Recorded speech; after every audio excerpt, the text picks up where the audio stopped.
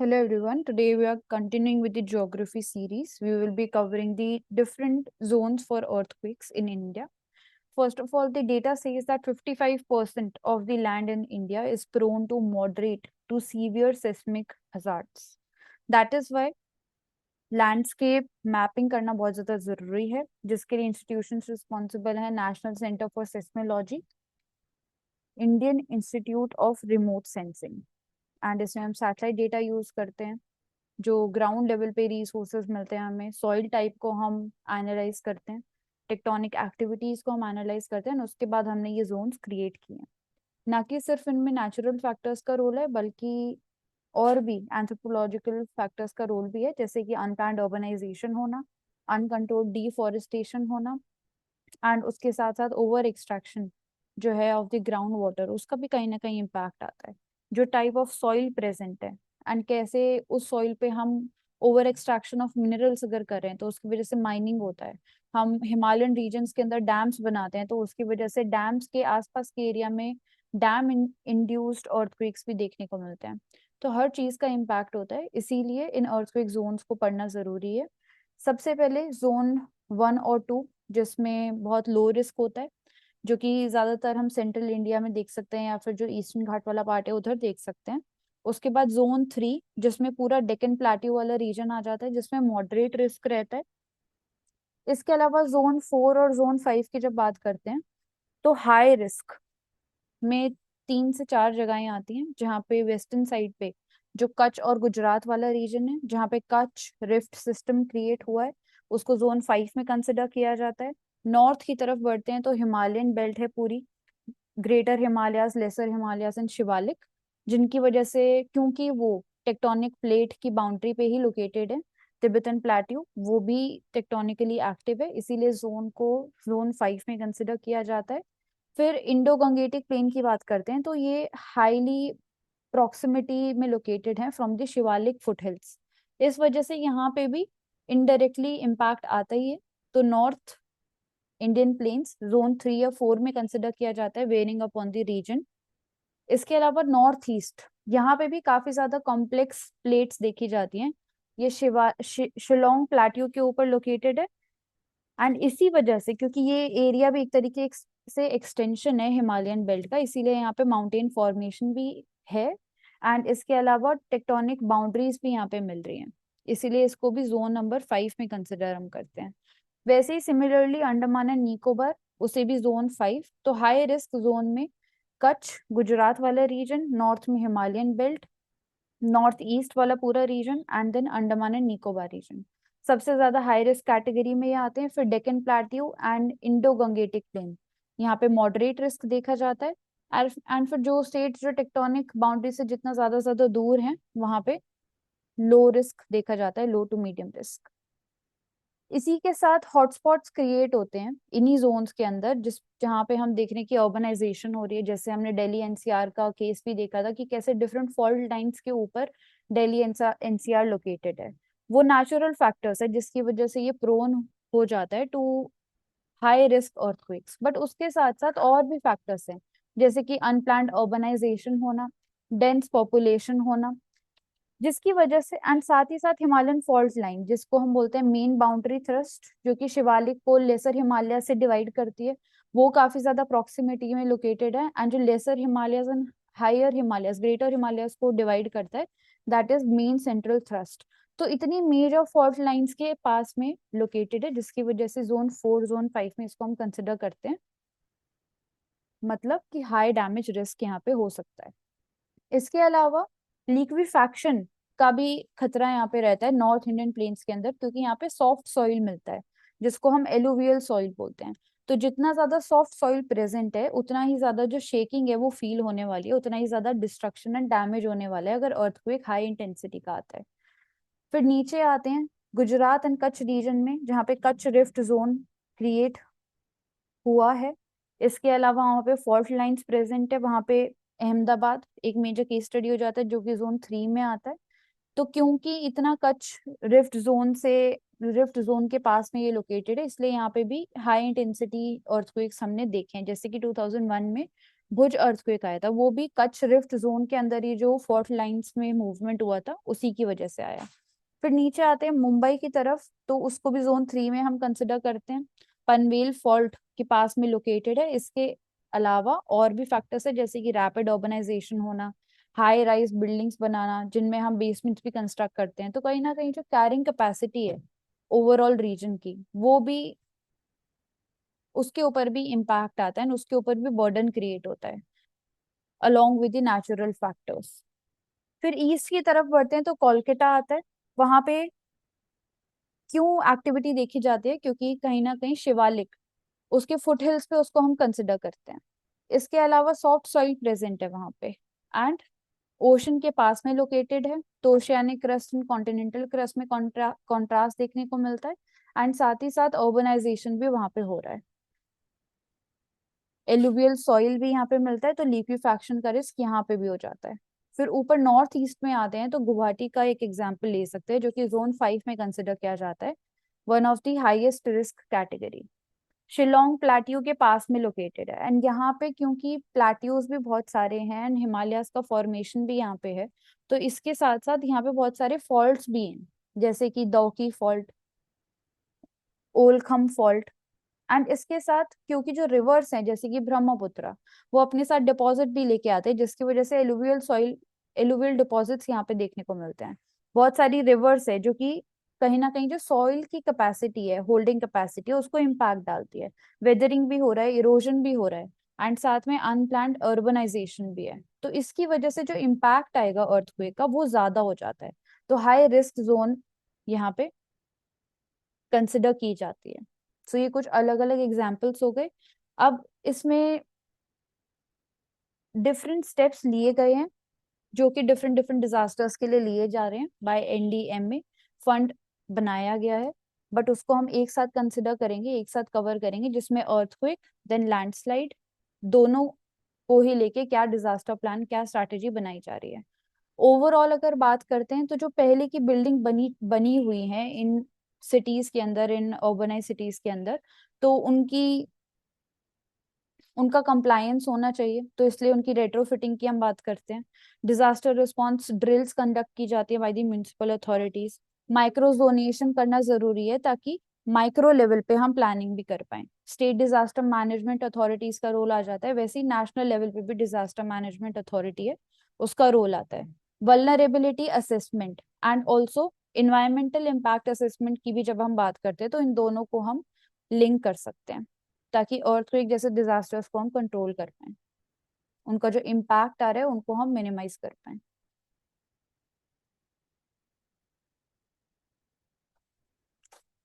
Then next topic is regarding weathering and erosion.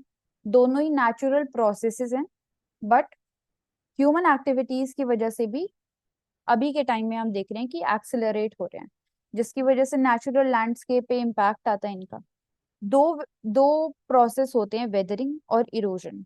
Weathering का मतलब है कि उसी साइट पे जहां पे वो रॉक प्रेजेंट है, उसी साइट पे उस रॉक का ब्रेक डाउन हो रहा है। अब ये जो ब्रेक डाउन है ये डिफरेंट डिफरेंट प्रोसेसेस के थ्रू हो सकता है, जिसमें फिजिकल प्रोसेस है, केमिकल प्रोसेस है एंड बायोलॉजिकल प्रोसेस है। बट जो इरोजन है, जो ब्रेक डाउन रॉक, जो रॉक है वो टूट चुका है, छोटे पार्ट्स में टूट चुका है, उस रॉक का ट्रांसपोर्टेशन हो रहा है to a different location.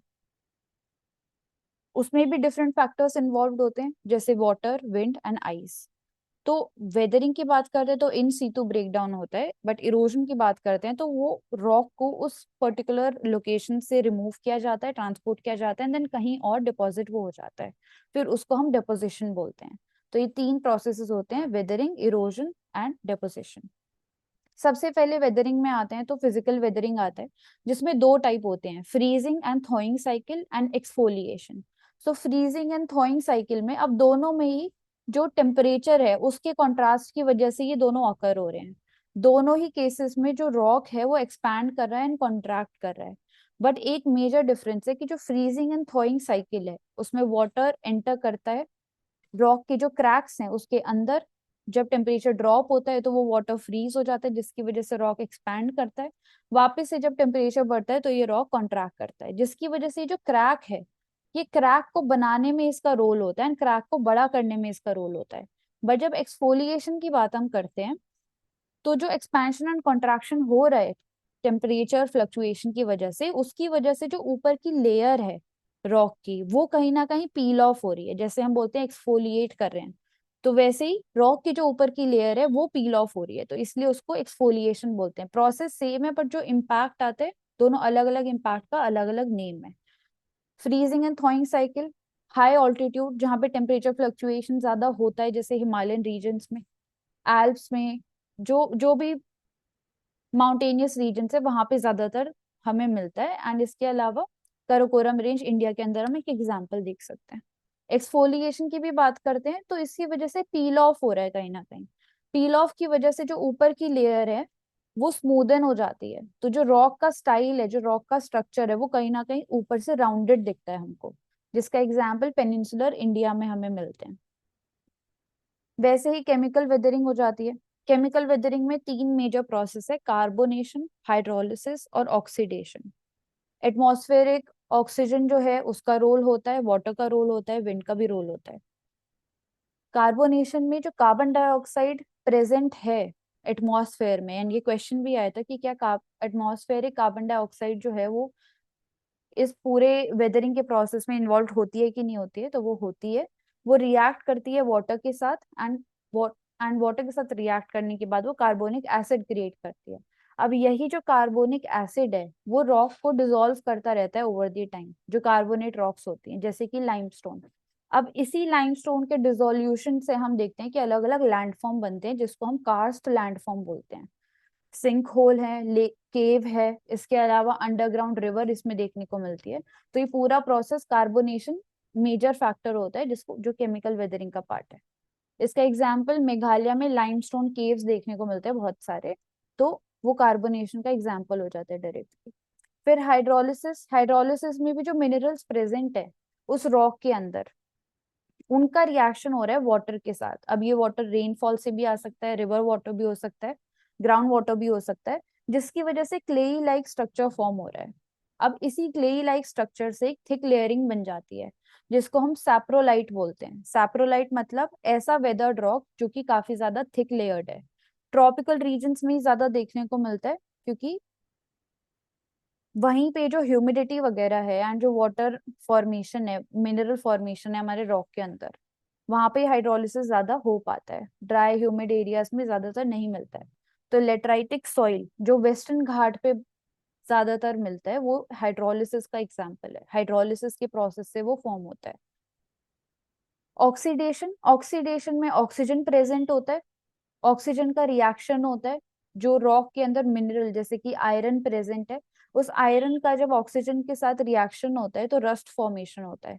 Rust की वजह से एक रेडिश कलर आता है, तो रेड स्टेन्ड या रस्ट स्टेन्ड रॉक्स हमें मिलती हैं ऑक्सीडेशन प्रोसेस की वजह से। इनका जो स्ट्रक्चर है बेसिकली वो वीकन हो जाता है रॉक का। इसका एग्जाम्पल है रेड स्टैंड स्टोन, जो कि राजस्थान के थार डेजर्ट, कच्छ वाला जो रीजन है वहां पे हमें मिलता है। तो वो कहीं ना कहीं जो रस्ट स्टेन है उसी की वजह से वो रेड कलर उसमें, रेड स्टैंडस्टोन में कलर मिलता है। So physical weathering, chemical weathering, इसके अलावा बायोलॉजिकल वेदरिंग भी है, जिसमें प्लांट्स का एक्शन आता है। लिचन, मॉस, इनका रोल आता है, जो कि क्रैक बनाने में काम करते हैं रॉक के अंदर, एंड देन उस क्रैक को और भी ज्यादा वाइडन करते हैं। इन वेदरिंग प्रोसेसेस की वजह से जो इरोजन का भी रेट हो रहा है विंड, एयर और वाटर की वजह से, वो भी एक्सेलरेट हो जाता है। लिचन एंड मॉस ग्रोथ के बाद हम देखते हैं कि जो रॉक का सरफेस है वो स्मूदन आउट हो जाता है। ह्यूमिड और ट्रॉपिकल एरियाज में होता है, जैसे कि नॉर्थ ईस्ट हिल रेंजेस जो इंडिया में लोकेटेड है। अब इतना सब कुछ चेंजेस हो रहा है रॉक स्ट्रक्चर में, इरोजन भी हो रहा है साथ में, तो इसका इम्पैक्ट भी आता है। सॉइल फॉर्मेशन पे इम्पैक्ट आता है, जो लैंड फॉर्म स्ट्रक्चर्स फॉर्म हो रहे हैं उनका इवोल्यूशन होता है, उनमें चेंजेस देखने को मिलते हैं, जैसे कि कास्ट लैंडफॉर्म। जो माउंटेन रेंजेस हैं उनमें भी जब क्रैक आते हैं फ्रीजिंग और थॉइंग साइकिल की वजह से, तो इरोजन भी बढ़ता है, जिसकी वजह से जो ओवरऑल हाइट है इन माउंटेन रेंजेस की, वो ओवर द टाइम कम हो जाती है। इसका एग्जाम्पल है अरावली रेंज। इसके अलावा अलग लैंडस्केप्स भी देखने को मिलते हैं, जैसे डिफरेंट शेप वैलीज के अंदर बनती हैं, डिफरेंट सॉइल टाइप्स इंडिया में भी देख सकते हैं। बाहर के यूएस में भी इसका एग्जांपल देखते हैं कि बहुत बड़े बड़े कैनियंस भी फॉर्म हो जाते हैं over the time erosion and weathering की वजह से। सॉइल फॉर्मेशन में महाराष्ट्र के रीजन में जब एग्जांपल लेते हैं तो बेसाल्ट रॉक हमने देखा था कि basalt rock volcanic previous volcanic activities से फॉर्म हुई, and over the time period उसी बेसाल्ट रॉक की जब वेदरिंग हुई उसी की वजह से ब्लैक सॉइल का फॉर्मेशन हुआ, जिसमें कॉटन कल्टीवेशन बहुत इंपॉर्टेंट है जो कि होता है। तो वो सॉइल फॉर्मेशन पे कैसे इम्पैक्ट कर रहा है वेदरिंग, ये डायरेक्ट एग्जाम्पल है। इसके अलावा लैंड फॉर्म कैसे इवॉल्व हो रहा है, डिफरेंट जगह पे हम देखते हैं कहीं पे प्लेट्यूज फॉर्म हो रहे हैं, जो हिल ऑलरेडी फॉर्मेशन है उसके हाइट में चेंजेस आ रहे हैं, different different types and different shapes की वैलीज बन रही हैं। उसका एग्जाम्पल लेटराइटिक प्लेट्यूज जो कि वेस्टर्न घाट्स पे मिलते हैं हमको। सो बहुत सारी चीजों का इम्पैक्ट आ रहा है। बट इसके अलावा ये जो वेदरिंग का प्रोसेस हो रहा है ये तो नेचुरल कॉजेस हो गए, नेचुरल फैक्टर हो गए जिनकी वजह से वेदरिंग होती है। बट इसके अलावा ह्यूमन एक्टिविटीज भी है जिसकी वजह से पूरा प्रोसेस और तेज होता जा रहा है और ज्यादा रेट पे हो रहा है। जैसे कि माइनिंग या क्वेरिंग, जो कि फ्रेश रॉक सरफेस जो होता है उसको एक्सपोज कर देता है एटमॉस्फेरिक एजेंट जो कि हमने बात की अभी, जिसकी वजह से वेदरिंग का जो रेट है वो बढ़ जाता है। मिनरल्स जो हैं उन बेसिकली रॉक्स के अंदर उसकी वजह से क्रैक आता है, माइनिंग हम करते हैं जैसे कि कोल माइनिंग होती है झारखंड के अंदर, जिसकी वजह से वेदरिंग का जो रेट है वो एक्सेलरेट हो चुका है, जो आसपास का लैंडस्केप है उसमें भी चेंज आता है। लैंड जो है उसकी क्वालिटी उसकी फर्टिलिटी डिग्रेड करती जाती है। डिफॉरेस्टेशन, जिस जब जो वेजिटेशन का कवर है, जो फॉरेस्ट कवर है वो हटा दिया जाता है सॉइल के सरफेस से, उसकी वजह से जो सॉइल है और जो रॉक है वो एक्सपोज हो जाता है टू इरोजनल फैक्टर्स जैसे कि विंड वाटर या फिर फ्रीजिंग थॉइंग साइकिल हो रही है तो टेम्परेचर फ्लक्चुएशन से भी। रूट सिस्टम नहीं होता जिसकी वजह से जो स्टेबिलिटी होती है सॉइल की वो डिस्टर्ब हो जाती है, उसकी वजह से भी वेदरिंग इंक्रीज हो जाता है। इसका एग्जाम्पल हम अभी करंटली देख रहे हैं, जो अमेजोन रेन फॉरेस्ट है वहां पे डिफॉरेस्टेशन हो रहा है जिसकी वजह से जो रॉक फॉर्मेशन है वो एक्सपोज हो रहा है। तो इंटेंस उसके साथ साथ क्लाइमेट चेंज भी है जिसकी वजह से जो रेनफॉल है वो भी इराटिक हो रही है। तो केमिकल वेदरिंग फिजिकल वेदरिंग का जो प्रोसेस है वो एक्सिलरेट हो गया। अर्बनाइजेशन, कंस्ट्रक्शन, डिगिंग करना, इसके अलावा पोल्यूशन डिफरेंट सोर्सेज से उनकी वजह से भी एसिडिक एमिशन आते हैं, वो भी केमिकल वेदरिंग के प्रोसेस को एक्सेलरेट कर देते हैं। जैसे कि कोस्टल इरोजन भी देखा जाता है मुंबई के अंदर, वहां पे भी जैसे एसिड रेन देखते हैं हम, या फिर हम क्लाइमेट चेंज की वजह से इम्पैक्ट देखते हैं अर्बन हीट आइलैंड इफेक्ट का, उसकी वजह से भी ह्यूमिडिटी इंक्रीज होती है, उसकी वजह से एसिड रेन के साथ कपल होने के बाद केमिकल वेदरिंग का जो प्रोसेस है वो वहां पे बढ़ जाता है। उसका इम्पैक्ट मुंबई में कोस्टल इरोजन पे दिख रहा है हमको। इंडस्ट्रियल पोल्यूशन होता है, अलग अलग गैसेस का इमिशन हो रहा है जैसे सल्फर डाइऑक्साइड या फिर नाइट्रोजन ऑक्साइड, उसकी वजह से एसिड रेन हो रही है, केमिकल वेदरिंग बढ़ रहा है, रॉक के अंदर क्रैक ज्यादा आ रहा है। इसका एग्जाम्पल हम देख सकते हैं कैसे केमिकल वेदरिंग की वजह से जो कलर है ताजमहल का भी चेंज हो जाता है, वहां पे जो मार्बल लगा हुआ है उसका कलर चेंज हो रहा है धीरे धीरे।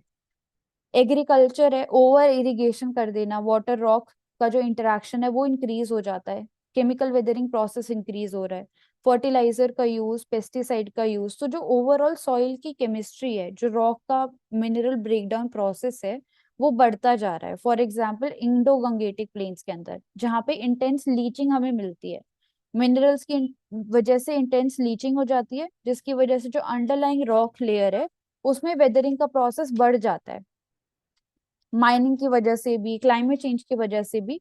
सो ये क्लाइमेट चेंज की वजह से भी हम देखते हैं कि जो टेम्परेचर में जो फ्लक्चुएशन है, जो फ्रीजिंग और थॉइंग साइकिल है उसकी इंटेंसिटी बढ़ जा रही है। जो कोल्ड रीजन है हमारे वहां पे फिजिकल वेदरिंग का प्रोसेस इंक्रीज हो रहा है।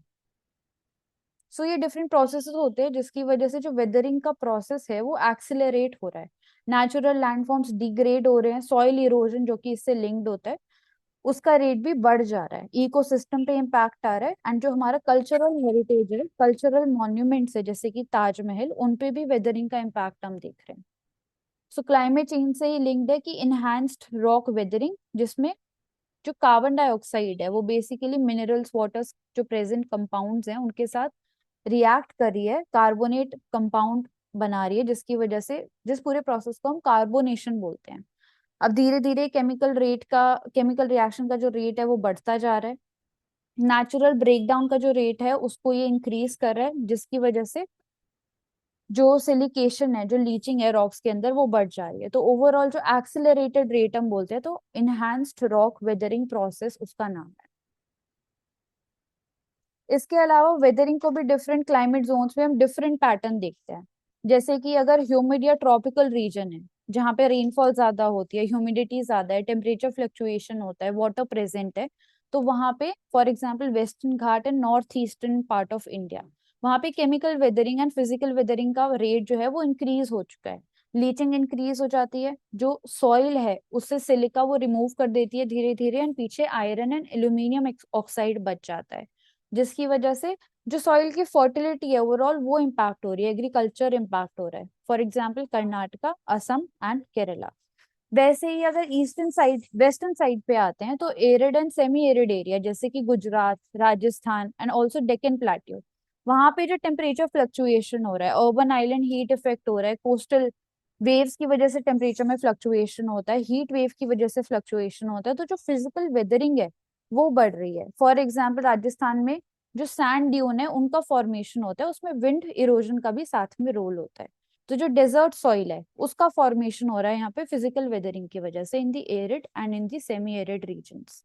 वैसे ही सब ट्रॉपिकल क्लाइमेट जो कि नॉर्थ इंडियन प्लेन है, जो इंडो गंगेटिक प्लेन है, वहां पे भी सीजन की वजह से वेरिएशन होता है, इराटिक रेनफॉल हो रहा है, टेम्परेचर फ्लक्चुएशन है, एंड साथ ही साथ सॉफ्ट सॉइल भी प्रेजेंट है, दैट इज एलुवियल सॉइल। उसकी वजह से फिजिकल और केमिकल दोनों ही वेदरिंग का रेट बढ़ गया है। एंड रिवर सिस्टम भी है, गंगा यमुना रिवर सिस्टम भी है, जिसकी वजह से river bed and river bank side पे इरोजन भी है। तो सेडिमेंट डिपोजिशन होता है, जैसे कि यमुना के केस में हमने देखा था, डिपोजिशन होने की सेडिमेंट डिपोजिशन ज्यादा होने की वजह से जो कैरिंग कैपेसिटी होती है रिवर की वो कम हो जाती है, तो वो साइड वर्ड डायरेक्शन में एक्सपैंड करना स्टार्ट करती है। सो वेदरिंग प्रोसेसेस हैं, डिफरेंट रीजन है, उनकी वजह से डिफरेंट सॉइल का फॉर्मेशन हो रहा है। जैसे कि वेस्टर्न घाट में लीचिंग होती है, केमिकल वेदरिंग होती है, लेटराइटिक सॉइल हमें वहां पे मिलता है, that is rich in iron and aluminium, but बाकी न्यूट्रिएंट्स में पुअर होता है। थार डेजर्ट, वहां पे हम देखते हैं विंड इरोजन का रोल है, बट साथ ही साथ फ्रीजिंग थॉइंग साइकिल जो फिजिकल वेदरिंग है उसका भी रोल है, तो डेजर्ट सॉइल वहां पे मिलता है। सलाइन कंटेंट ज्यादा है, सैंडी होता है कॉन्टेक्स्ट में। इसके अलावा ऑर्गेनिक कंटेंट जो है इसके अंदर लो होता है। Indo Gangetic plain river deposition हो रहा है, जिसकी वजह से एलुवियल सॉइल प्रेजेंट होते हैं यहाँ पे, फर्टाइल होता है, रिच होता है, इंटेंसिव एग्रीकल्चर को सपोर्ट करता है। फ्रॉस्ट वेदरिंग होती है हिमालयन रीजन्स में, टेम्परेचर फ्लक्चुएशन की वजह से, तो माउंटेन सॉइल अलग रहता है, फर्टिलिटी लो रहती है, थिन रहता है काफी, एंड एसिडिटी ज्यादा रहती है, एसिडिक सॉइल रहता है। तो डेक्कन प्लेट्यू, वहां पे हाइड्रोलिसिस का जो प्रोसेस है इन दी केमिकल वेदरिंग वो ज्यादा मिलता है, जिसकी वजह से हमने देखा ब्लैक कॉटन सॉइल जो बेसाल्ट वेदरिंग होती है उसकी वजह से बेसाल्ट, उसकी वजह से ब्लैक कॉटन सॉइल यहाँ पे हमें मिलता है, जो कि रिच होता है इन क्ले, मॉइस्चर रिटेनिंग कैपेसिटी ज्यादा होती है, डिफरेंट क्रॉप्स जैसे कि मिलेट एंड कॉटन को सपोर्ट करता है। सो ये पूरा प्रोसेस था ऑफ वेदरिंग। क्या डिफरेंट डिफरेंट क्लासिफिकेशन है, प्रोसेसेस हैं, ह्यूमन एक्टिविटीज जो रिस्पॉन्सिबल हैं, क्लाइमेट चेंज का क्या रोल है, डिफरेंट क्लाइमेटिक जोन्स के अकॉर्डिंग वेदरिंग का कैसे इम्पैक्ट आता है, एंड देन क्या डिफरेंट सॉइल टाइप्स हैं जो इम्पैक्ट हो रहे हैं, जो फॉर्म हो रहे हैं by the process of weathering.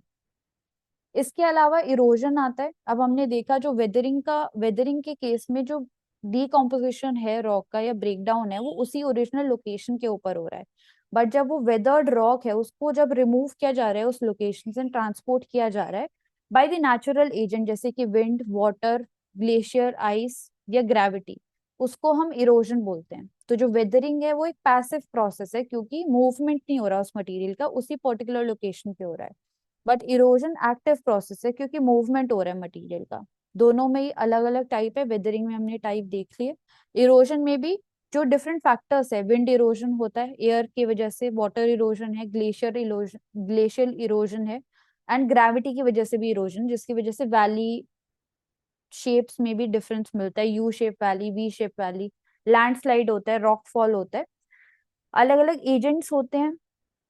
इसके अलावा कास्ट लैंडस्केप फॉर्म होता है लाइमस्टोन वेदरिंग की वजह से, एंड इरोजन की जब बात करते हैं तो डिफरेंट रिवर वैली फॉर्म होती है, क्योंकि सेडिमेंट जो है रिवर्स कैरी कर रही है अपने साथ। अब आगे चलते हैं, शीट इरोजन, रेल एंड गली erosion and river bank erosion.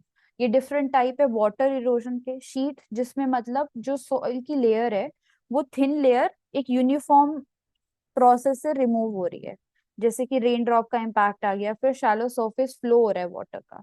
For example Indo Gangetic planes के अंदर जहाँ पे शीट इरोजन होता है जब हैवी मानसून रेन आती है।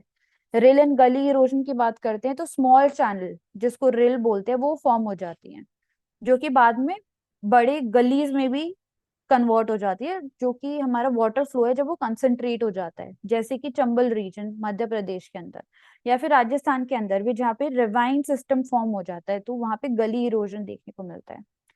रिवर बैंक इरोजन मतलब रिवर के पास वाला जो एरिया है, जो रिवर बैंक है, वहां पे जो वाटर फ्लो कर रहा है उसकी वजह से इरोजन हो रहा है। तो रिवर की जो शेप है, जो रिवर का साइज है वो वाइडन हो जाता है इसकी वजह से। आसपास का जो लैंड है वहां पे लॉस हो जाता है, जैसे कि ब्रह्मपुत्र रिवर असम के अंदर, वहां पे बैंक इरोजन मिलता है जिसकी वजह से कम्युनिटीज को भी डिस्प्लेस होना पड़ता है, लैंडस्केप जो है वो ऑल्टर होता है। वैसे ही विंड इरोजन होता है, इसमें दो मेजर प्रोसेस है, डिफ्लेशन और एब्रेशन। डिफ्लेशन मतलब जो लूज पार्टिकल है वो रिमूव हो रहे हैं from the ground by the action of wind, जैसे कि थार डेजर्ट, जैसे कि सैंड ड्यून्स का फॉर्मेशन होता है राजस्थान के अंदर, तो वो डिफ्लेशन का एग्जाम्पल हो जाता है। एब्रेशन जिसमें इरोजन हो रहा है by the wind driven particles and वो किसी पर्टिकुलर रॉक के अगेंस्ट बार बार स्ट्राइक कर रहे हैं, जैसे कि वेंटीफैक्ट्स या फिर मशरूम रॉक जो भी मिलते हैं इन दी डेजर्ट रीजन। वेंटीफैक्ट्स मतलब जो रॉक विंड को फेस कर रही है, that is present in the arid और सेमी एरिड रीजन जैसे कि गुजरात, तो वहां पे विंड एब्रेशन की वजह से लैंडफॉर्म्स बनते हैं।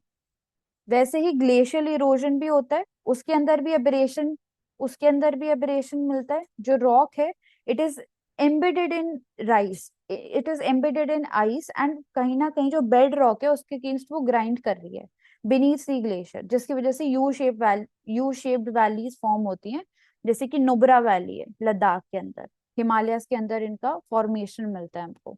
ग्लेशियल इरोजन में इसके अलावा एक और प्रोसेस होता है जिसको बोलते हैं प्लकिंग इरोजन।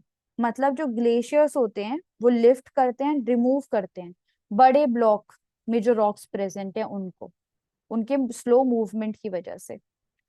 तो सॉइल इरोजन वैसे ही splash erosion, sheet erosion and rill gully erosion. Sheet and splash almost same ही है। Splash all of a sudden होता है वाटर मूवमेंट की वजह से या फिर डिफरेंट फैक्टर्स की वजह से, जैसे कि लैंडस्लाइड भी हो जाता है।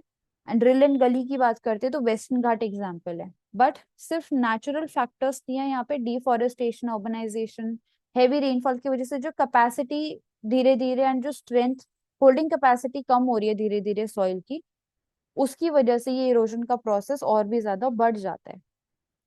वैसे ही रिवर इरोजन होता है।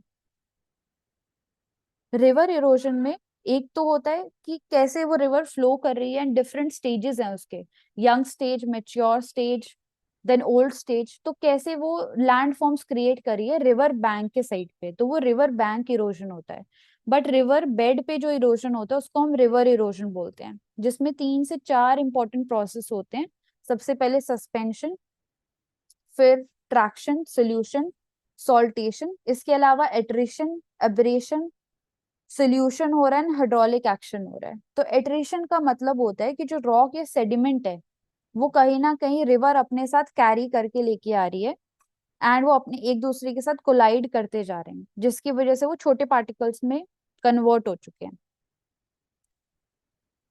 रिवर के फ्लो के साथ ये जो सेडिमेंट्स हैं इनका कोलिजन हो रहा है, इनका मूवमेंट हो रहा है, ये भी मूव कर रहे हैं।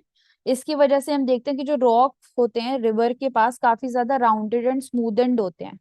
वो इसीलिए होते हैं क्योंकि वो रिवर के सेडिमेंट्स के साथ ट्रांसपोर्ट करके आए हैं, तो कॉन्टिन्यूस मूवमेंट की वजह से उनकी शेप चेंज हो जाती है, स्ट्रक्चर चेंज हो जाता है। एब्रेशन जिसको बोलते हैं कोरेशन, और एक होता है सोल्यूशन जिसको बोलते हैं कोरोजन। तो एब्रेशन जो होता है वहां पे जो रॉक पार्टिकल्स हैं वो बेसिकली रिवर के साथ फ्लो करके आ रहे हैं, बट रिवर बेड के अगेंस्ट ग्राइंड करते हुए आ रहे हैं। तो रिवर फ्लो में ऊपर की तरफ नहीं वो फ्लो कर रहे हैं, बट कि रिवर बेड के पास जो रिवर बैंक है उसके साथ वो चलते आ रहे हैं रिवर के फ्लो के साथ। तो जो रिवर है वो कहीं ना कहीं एक तरीके से हम बोल सकते हैं सैंड पेपर की तरह वर्क करती है। ये जब रॉक्स ग्राइंड करते रहते हैं रिवर बेड के साथ, जैसे कि इधर देख सकते हैं हम, तो वो रोल करते रहते हैं एंड ये जो सेडिमेंट्स है इनका ब्रेक डाउन होता रहता है एंड स्मूदन होते रहते हैं। सो रिवर का जो लोड है, लोड कैरिंग कैपेसिटी है या फिर फ्लो वेलोसिटी है, उससे इम्पैक्ट होता है। तो नर्मदा रिवर, वहां पे एब्रेशन देखते हैं हम। वैसे ही सोल्यूशन है, सोल्यूशन में जो कास्ट लैंडस्केप देखते हैं जैसे कि मेघालय के अंदर, तो डिसॉल्व हो रहा है, सॉल्व हो रहा है वो पूरा लाइमस्टोन। यहाँ पे केमिकल वेदरिंग का प्रोसेस मिक्स्ड होता है इस इरोजन के साथ। तो जो केमिकल डिसोल्यूशन होता है इनसॉल्युबल मिनरल्स का जो कि रॉक में प्रेजेंट थे, वो होता है क्योंकि रिवर का जो वाटर है वो, जो उसका एसिडिटी लेवल है उसकी वजह से ये केमिकल प्रोसेस हो रहा है यहाँ पे। तो जो वाटर है उसके अंदर ही डिसॉल्व कार्बन डाइऑक्साइड भी होता है जो कि कार्बोनिक एसिड बना रहा होता है। उसी की वजह से ये पूरा कोरोजन का प्रोसेस, सोल्यूशन का प्रोसेस होता है। सो ये पूरे प्रोसेस को हम बोलते हैं कि हाइड्रोलिक एक्शन हो रहा है। कैसे जो मूविंग वाटर है उसका जो फोर्स है वो क्रिएट कर रहा है डिफरेंट शेप्स, एंड कैसे वो इम्पैक्ट कर रहे हैं सेडिमेंट्स को, वीकन कर रहे हैं रॉक्स को एंड ब्रेक डाउन हो रहा है उन रॉक का। तो रिवर बेड के ऊपर, रिवर बैंक के ऊपर इसका इम्पैक्ट आता है। कितना वाटर प्रेशर जो है वो क्रिएट करता है, उतना ही स्ट्रेस, जो क्रैक्स फॉर्म हो रहे हैं उस रॉक के अंदर, उतना ही ज्यादा लूजन अप होते हैं ये मटेरियल, उतना ही ज्यादा ब्रेक डाउन उनका होता है। फॉर एग्जाम्पल जॉर्जेस जो फॉर्म होती है इन दी ब्रह्मपुत्र रिवर, वो हाइड्रोलिक एक्शन की वजह से फॉर्म होती है क्योंकि उतना प्रेशर से आ रहा है। सो ये डिफरेंट प्रोसेसेस रिवर इरोजन से रिलेटेड। इसके अलावा डिफरेंट स्टेजेस की जब बात करते हैं रिवर इरोजन में, तो वहां पे भी डिफरेंट प्रोसेसेस फॉलो होते हैं। जैसे कि यहाँ पे एट्रिशन, ऊपर सेडिमेंट लेके आ रहा है, एब्रेशन नीचे रिवर बैंक के साथ ग्राइंड हो रही है रॉक्स, सोल्यूशन इनका ये डिसॉल्व हो रहे हैं, केव्स फॉर्मेशन हो रहा है, लाइमस्टोन का डिसोल्यूशन हो रहा है। इसके अलावा हाइड्रोलिक एक्शन, पूरा ये जो प्रोसेस है कैसे वो कैरी कर रहा है, कैसे जो प्रोसेस है उसकी वजह से डिफरेंट जॉर्जेस फॉर्म हो रहे हैं, डिफरेंट क्रैक्स फॉर्म हो रहे हैं, उस पूरे प्रोसेस को हम हाइड्रोलिक एक्शन बोलते हैं। इसके अलावा डिफरेंट स्टेजेस पे भी रिवर इरोजन होता है। यूथफुल स्टेज, जो सोर्स है, डिफरेंट डिफरेंट सोर्सेस हो सकते हैं, रेनफॉल हो सकता है, ग्लेशियर हो सकता है, ओशन हो सकता है, वाटरफॉल्स हो सकते हैं। फिर यूथफुल स्टेज की जब बात करते हैं, तो यहाँ पे एनर्जी लेवल हाई होता है रिवर का, वर्टिकल इरोजन हो रहा होता है, जो रिवर चैनल है वो डीपन हो रहा होता है, हाइड्रोलिक एक्शन जो बात किया, एब्रेशन, एट्रिशन, ये सारे प्रोसेसेस हो रहे होते हैं इरोजन के यूथफुल स्टेज के ऊपर। यहाँ पे भी डिफरेंट लैंडफॉर्म क्रिएट होते हैं जैसे कि वाटरफॉल या फिर जॉर्जेस जो कि डीप नैरो वैली होती है, स्टीप साइड होती है उनकी, एंड वी शेप्ड वैलीज जो कि वर्टिकल इरोजन से फॉर्म होती है। फिर मेच्योर स्टेज आती है जहाँ पे हम देखते हैं कि जो वाटर की वॉल्यूम है वो इंक्रीज हो गई है, वाइडन हो चुकी है रिवर थोड़ी, जो इरोजन है वो वर्टिकल से लेटरल डायरेक्शन में शिफ्ट हो चुका है जिसकी वजह से वाइडन हो गई है river valley. So lateral erosion and साथ में कोरोजन, मतलब सोल्यूशन डिसॉल्व हो रहे हैं ये जो सॉल्युबल मिनरल्स प्रेजेंट थे वाटर के अंदर। डिफरेंट जो डिफरेंट लैंडफॉर्म्स क्रिएट होते हैं जैसे कि मियांडर्स, ऑक्सबो लेक, इसके अलावा फ्लड प्लेन। एंड जब आती है ओल्ड स्टेज की बारी, तो वहां पे जो ग्रेडियंट होता है वो लो हो जाता है। इसके साथ साथ डिपोजिशनल एक्टिविटीज जो हैं वो भी बढ़ जाती है, इरोजन से भी ज्यादा। तो इरोजन सबसे ज्यादा जो मेच्योर स्टेज था रिवर का वहां पे होता है, एंड जो ओल्ड स्टेज है ऑफ द रिवर वहां पे डिपोजिशन सबसे ज्यादा होता है। तो मिनिमल इरोजन है, डिपोजिशन जो है वो प्राइमरी फोर्स बनता जा रहा है जिसकी वजह से डिफरेंट लैंडफॉर्म क्रिएट होते हैं, जैसे कि डेल्टा फॉर्म होते हैं, फिर लेवीज फॉर्म होते हैं जो कि नेचुरल एम्बैंकमेंट होते हैं that are form by the sediment deposition flood के टाइम पे। इसके अलावा ब्रेडेड चैनल्स, मतलब छोटे छोटे बहुत सारे चैनल बन जाते हैं रिवर के, एंड सेडिमेंट की वजह से बीच में सेडिमेंट बार्स की वजह से वो सेपरेट हो जाते हैं। तो ये पूरा रिवर इरोजन का प्रोसेस है जो कि काफी ज्यादा डायनेमिक है। कैसे रिवर इवॉल्व कर रही है ओवर द प्रोसेस अपने सोर्स से लेके टू इट्स माउथ, जब वो ओशन में जाके मिल जाती है। सो अपर कोर्स में youthful stage, V shaped valleys, जिसका एग्जांपल देखते हैं हम इंडस रिवर वैली सिस्टम में जो कि हिमालयाज के अंदर है। फिर जॉग फॉल जो कि कर्नाटका में फेमस है, वाटरफॉल का एग्जांपल हो जाता है। डिफरेंट जॉर्जेस बनती हैं जैसे कि काली गंडकी जॉर्ज है जो कि नेपाल में है। वर्ल्ड की डीपेस्ट जॉर्ज है वो जो फॉर्म हुई है। तो यूथफुल स्टेज पे ये डिफरेंट लैंडफॉर्म से जो बनते हैं, फिर मेच्योर स्टेज पे आते हैं तो मियांडर्स बनते हैं, जैसे कि गंगा रिवर सिस्टम के अंदर हम देखते हैं इलाहाबाद के अंदर मियांडर्स देखने को मिलते हैं, प्रयागराज के एरिया में। इसके अलावा ऑक्सबो लेक का फॉर्मेशन होता है, जिसमें एग्जाम्पल हो जाता है कन्वर लेक जो कि बिहार के अंदर प्रेजेंट है, गंडक रिवर के ऊपर प्रेजेंट है, तो वो ऑक्सबो लेक का एग्जाम्पल हो जाता है। फिर फ्लड प्लेन भी क्रिएट होते हैं, लेटरल इरोजन हो रहा होता है एंड पीरियोडिक फ्लडिंग होती रहती है, जिसकी वजह से ओवरऑल जो पूरा एरिया है रिवर के आसपास का, जो फ्लड प्लेन जिसको बोलते हैं, वो ब्रॉड होता जाता है, फ्लैट होता जाता है। जिसका एग्जाम्पल हम ब्रह्मपुत्र रिवर ले सकते हैं असम के अंदर, एंड वो फिर एग्रीकल्चर को भी सपोर्ट करता है। लोअर कोर्स में आते हैं, ओल्ड स्टेज में आते हैं तो डेल्टा का फॉर्मेशन होता है, जैसे कि सुंदरबन डेल्टा जो कि गंगा ब्रह्मपुत्र रिवर सिस्टम पे बनी है, जो कि वर्ल्ड की लार्जेस्ट डेल्टा है। इसके अलावा लेवीज फॉर्म होते हैं, जैसे कि इसका एग्जांपल हम यूएस में देख सकते हैं, एक फेमस है मिसिसिपी रिवर के ऊपर। वहां पे ऐसे नेचुरल लीवीज फॉर्म होते हैं, लीवीज मतलब नेचुरल एम्बैंकमेंट बन रहा है, छोटे छोटे रिवर चैनल्स हैं, एंड सेडिमेंटेशन एंड डिपोजिशन हुआ है क्योंकि फ्लडिंग की वजह से, इसलिए ये छोटे छोटे चैनल्स बन गए हैं। वैसे ही ब्रेडेड चैनल बहुत सारे सेडिमेंटेशन लोड की वजह से अलग अलग डायरेक्शन में डिस्चार्ज हो रहा है रिवर वाटर का, तो मल्टीपल चैनल बन गए हैं जो कि एक दूसरे में भी मिल रहे हैं एंड फिर आगे जाके सी में या फिर जो भी रिवर है उसमें मिल जा रहे हैं, जैसे कि ब्रह्मपुत्र रिवर। वहां पे हम ब्रेडेड चैनल देखते हैं जब उसका लोअर कोर्स आ जाता है, जब वो बांग्लादेश वाले रीजन में आ जाती है। सो ये डिफरेंट लैंडफॉर्म्स हैं कि कैसे ट्रांसफॉर्म कर रहे हैं रिवर इरोजन। सो पूरा प्रोसेस है ये इरोजन का, पूरा प्रोसेस है वेदरिंग का।